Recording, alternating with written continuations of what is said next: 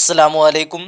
फिर से मैं हाज़िर हूँ एक नई वीडियो के साथ। इससे पिछली वीडियो में हम लोगों ने चैप्टर 5 तक कवर कर चुके हैं और आज की इस वीडियो में चैप्टर 6 कवर करने वाले हैं। आइए देखते हैं, सबसे पहला सवाल को हल करते हैं। और इस चैप्टर में सबसे पहले देख लेते हैं हम लोग इस चैप्टर में क्या है। बागो बहार और इसका नाम है दास्तां। आइए देखते हैं सवाल नंबर 1 में है। सवाल नंबर 1 में क्या दिया हुआ है कि बागो बहार क्या है। 4 ऑप्शन है, 4 ऑप्शन में से इसका सही जवाब है ऑप्शन सी यानी दास्तां है। क्या है?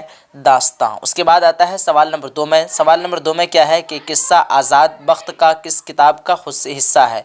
तो सवाल नंबर 2 का फाइनली आंसर की बात करें तो सवाल नंबर 2 का सही जवाब क्या हो जाएगा? ऑप्शन बी यानी बागो बहार। उसके बाद आता है सवाल नंबर 3 में।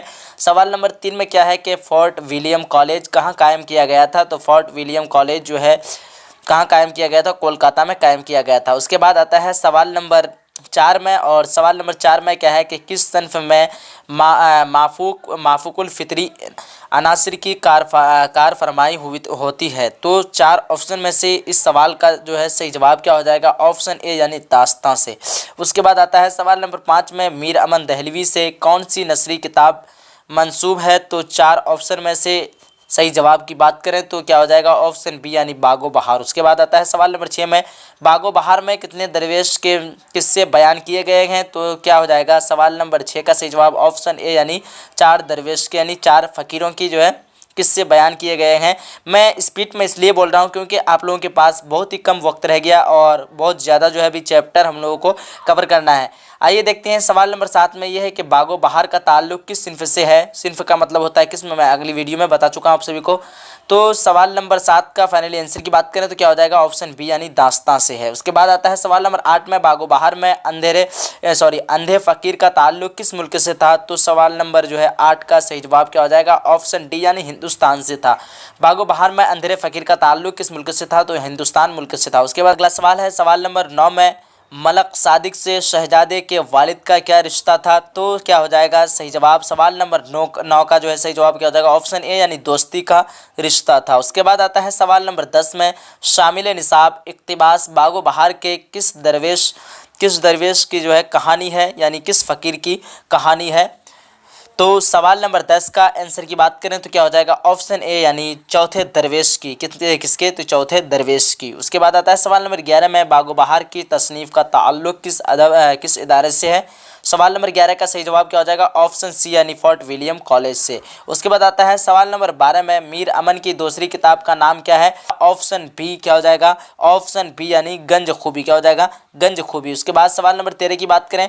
सवाल नंबर 13 में है बागो बहार किस फ़ारसी किताब का तर्जमा है। तो सवाल नंबर 12 का जो है सही जवाब क्या हो जाएगा? ऑप्शन ए यानी किस्सा 4 दरवेश। क्या हो जाएगा? किस्सा 4 दरवेश। उसके बाद आता है सवाल नंबर 14 में मीर अमन का तखल्लुस क्या था। तो सवाल नंबर 14 का सही आंसर की बात करें तो क्या हो जाएगा? ऑप्शन ए यानी लुत्फ़ था। क्या था? मीर अमन का तखल्लुस क्या था? तो लुत्फ़ था। क्या हो जाएगा?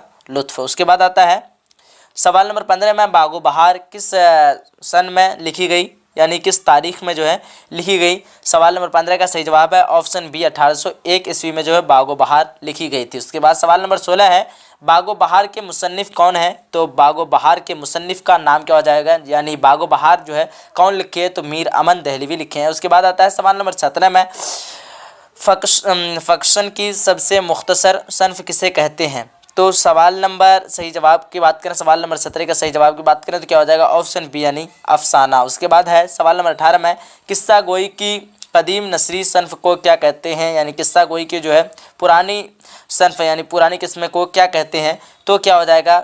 सवाल नंबर 18 का सही जवाब यानी दास्तां कहते हैं। किस्सा गोई की पुरानी जो है नसरी किस्म को क्या कहते हैं। तो दास्तां कहते हैं। उसके बाद आता है सवाल नंबर 19 में उर्दू की पहली अदबी दास्तां की निशानदेही कीजिए। सवाल नंबर 19 का सही जवाब क्या हो जाएगा? ऑप्शन सी यानी सबे रश। उसके बाद आता है सवाल नंबर 20 में दास्तां सबे रस के मुसन्निफ़ कौन है। तो दास्तां सबे रस के मुसन्निफ़ क्या हो जाएगा? और सवाल नंबर 20 का सही जवाब ऑप्शन बी यानी मुल्ला वजी। क्या हो जाएगा? मुल्ला वजी। उसके बाद आता है सवाल नंबर 21 में मीर अमन की तसनीफ़ गंज खूबी किस किताब का तर्जमा है। सवाल नंबर 21 का सही आंसर की बात करें तो क्या हो जाएगा?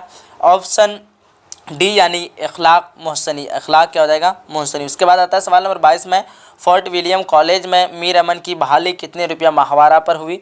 सवाल नंबर 22 का सही जवाब है ऑप्शन बी यानी 40 रुपये माहवारा, यानी एक मंथ में जो है उसको 40 रुपये दिए जाते थे। उसके बाद है अगला सवाल, सवाल नंबर 23 में, दिल्ली में अहमद शाह अब्दाली के हमले के वक्त मीर अमन की जागीर किसने लूट ली? तो इस सवाल का सही जवाब क्या हो जाएगा? ऑप्शन बी यानी सूरज मल जाट। क्या हो जाएगा? सूरज मिल जाट। उसके बाद है सवाल नंबर 24 में, वह कौन सा सुरमा था जिसको लगाने से जिन्नातों की दुनिया नज़र आने लगती थी?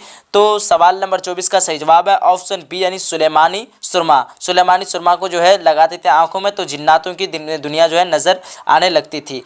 तो हम लोगों ने चैप्टर नंबर 6 में जो है 24 ऑब्जेक्टिव क्वेश्चन को 24 जो है सवाल को हम लोग कवर कर चुके हैं, और इसके आगे की चैप्टर को अब फिर स्टार्ट करने वाले हैं। चैप्टर नंबर 7 में है, चैप्टर नंबर 7 में क्या है कि टोबा टेक्सिंग क्या है? टोबा टेक्सिंग। और टोबा टेक्सिंग क्या है? अफसाना है। टोबा टेक्सिंग क्या है?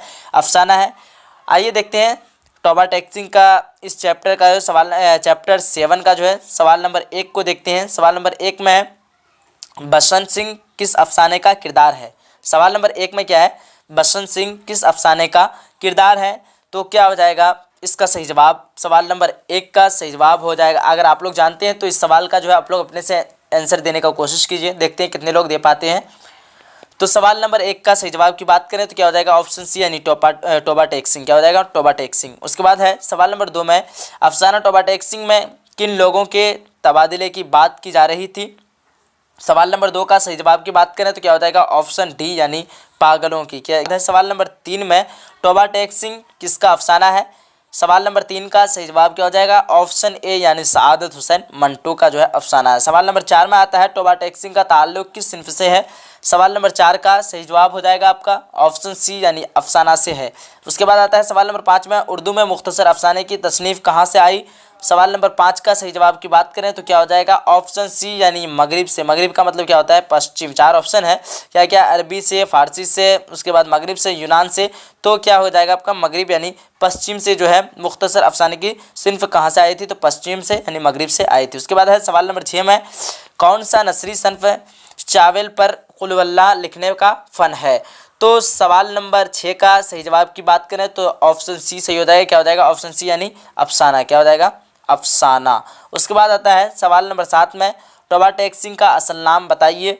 सवाल नंबर 7 का सही जवाब की बात करें तो क्या हो जाएगा? ऑप्शन डी यानी बसंत सिंह। क्या हो जाएगा? बसंत सिंह। उसके बाद आता है सवाल नंबर 8 में, मुख्तसर अफसाना के दाग बेल का सेहरा किसके सर है? सवाल नंबर 8 का सही जवाब की बात करें तो क्या हो जाएगा? ऑप्शन डी यानी सज्जाद हैदर यल्दरम। क्या हो जाएगा? सज्जाद हैदर यल्दरम। उसके बाद सवाल नंबर 9 में देखते हैं। सवाल नंबर 9 में क्या है? इनमें से कौन सा मजमुआ मिंटू का नहीं है? तो सवाल नंबर 9 का जो सही जवाब की बात करें तो सही जवाब क्या हो जाएगा? ऑप्शन बी यानी सड़क के किनारे। यह मजमुआ जो है मिंटू का नहीं है। उसके बाद है सवाल नंबर 10 में, दर्ज झैल फनकारों में से 1912 ईस्वी में कौन पैदा हुए? 1912 ईस्वी में जो है कौन पैदा हुए आपको बताना है। इस सवाल का सही जवाब है ऑप्शन सी यानी मिंटू पैदा हुए थे। उसके बाद है सवाल नंबर 11 में, तरक्की पसंद तहरीक का बाज़ाब्ता आगाज़ कब हुआ? तरक्की पसंद तहरीक का जो है बाज़ाब्ता आगाज़ हुआ था 1936 ईस्वी में। Option A. उसके बाद है सवाल नंबर 12 में, सआदत हसन मंटू जो है कब पैदा हुए थे? सवाल नंबर 12 का सही जवाब क्या हो जाएगा? ऑप्शन सी यानी 1912 ईस्वी में जो है सआदत हुसैन मंटू की पैदाइश हुई थी। उसके बाद है सवाल नंबर 13 में, सआदत हुसैन मंटू की वफ़ात कब हुई? सआदत हुसैन मंटू की वफ़ात क्या हो जाएगा? सवाल नंबर 13 का सही जवाब ऑप्शन ए 1955 में जो है इनकी वफ़ात हो गई थी। उसके बाद है सवाल नंबर 14 में, मंटू की वफ़ात कहाँ हुई? तो मिंटू की वफ़ात कहाँ हुई थी? इस सवाल का सही जवाब है ऑप्शन बी यानी लाहौर में। मिंटू की वफ़ात कहाँ हुई थी? तो लाहौर में। तो उम्मीद करता हूँ कि आप लोगों को आज का वीडियो जो है अच्छा लगा होगा। आज की इस वीडियो में हम लोग दो चैप्टर जो है कवर किए हैं, चैप्टर 6 और चैप्टर 7। उसके बाद अगली वीडियो में हम लोग चैप्टर 8 को कवर करेंगे। अगर आप लोगों ने इससे पिछले वाले वीडियो को नहीं देखा है तो आप लोगों के आसानी के लिए मैं एक प्लेलिस्ट बना दिया हूँ, आप लोग प्लेलिस्ट से आसानी से देख सकते हैं या फिर इस वीडियो के डिस्क्रिप्शन बॉक्स से आसानी के साथ देख सकते हैं। चलिए मिलते हैं एक फिर अगली वीडियो में, जब तक के लिए खुदा हाफिज़। जय हिंद, जय भारत।